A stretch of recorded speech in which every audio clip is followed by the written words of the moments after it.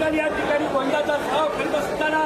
आज या ठिकाणी तुला मानाचा मानकरी करून आमचे सर्व एक गोंदा पथकाचे बाल कपाल तुझ्या ठिकाणी जागेला प्रार्थना करतात की आम्ही तुझ्या अधिपत्य घालून हे आज संपूर्णपणे मुंबईला महाराष्ट्राला आम्ही गोंदा पथक घेत जातो तिथे भगवंता तुझी जागेवर आम्हाला चांगल्या तऱ्हेने सहकार्य कर जी आमची मुलं मला गोंद्याचा थर लावतील मोठमोठे त्या थरामध्ये